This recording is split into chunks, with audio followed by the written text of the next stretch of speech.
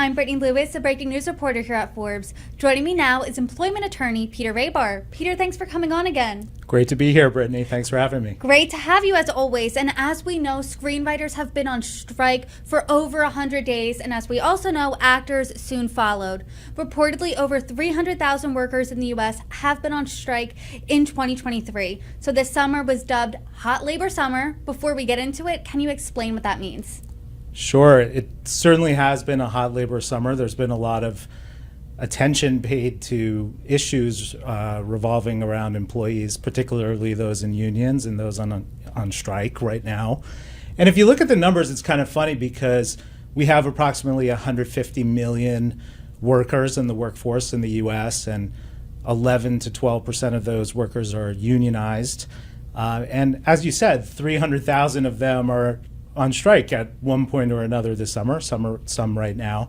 So we're talking about a small percentage of the workforce, but a real outsized impact because these are people we know who the actors are, we know the writers and the shows they work on. We know UPS threatened to strike this weekend. We know who the UPS delivery people are. Right now, the automakers union is threatening to go on strike right now, which could be another 150,000 workers going on strike, which would be a monumental labor action. So these are people we know, we're familiar with, and the issues are ones that we're very familiar with as well. So it's generated a lot of interest. There's been years of decline in unionization and interest in unions, but the unions have taken this moment where a lot of different trends are coming together to capitalize and really make the most of striking against employers.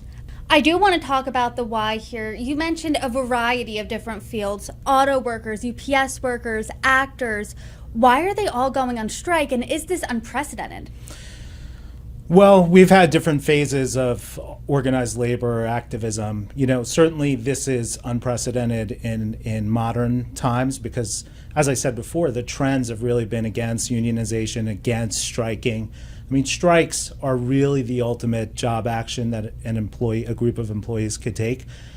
But the reason why we're seeing this happen right now, in my view, is really the convergence of a couple different things. One is, the increased cost of living that everybody's facing, the corresponding lack of wage increases to, meet that increased cost of living, lack of trust that employees have in employers that can come from anything, such as like a return to work policy or a wage conversation or how a employer handles or doesn't handle an employee complaint. And then also there are random things that come into the equation. Like in this case, in 2023, I would say AI is playing a role too. And at least in the writer strike and in the actor strike, that's a major issue. And while it plays a different role for writers and actors, pretty much everyone is sitting around thinking, hey, am I going to be replaced by AI? And let's see how this fight between the writers and the studios and the actors in the studios plays out. And is there anything I can use in my own, day-to-day negotiations with my employer on that topic? I do want to talk about AI a little bit more. I've had many conversations across the spectrum about AI. The first thing everyone says is, am I going to lose my job? You're an employment attorney. What do you think? Do you think people are going to lose their jobs based on this really emergence of AI?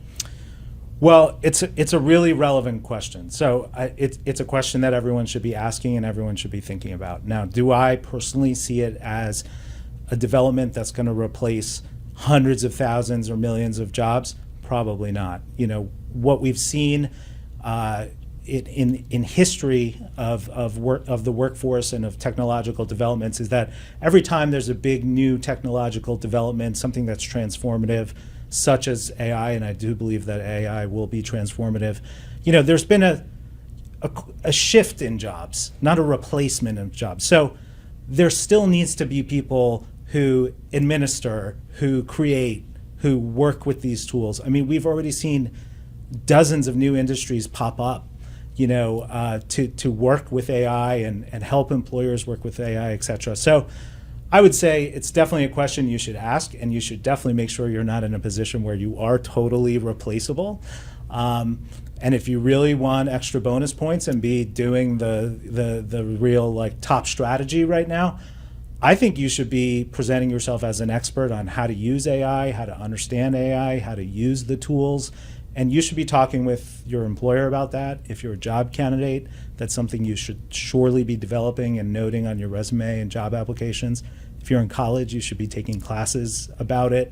No matter what field you're in, that should be something that should be noted when you're either talking with a new prospective employer or your current employer. How, if you're the employee, do you bring AI into that conversation? Because right now it almost seems like that elephant in the room you don't want to address because you almost don't want to bring attention to, hey, like that could replace me one day.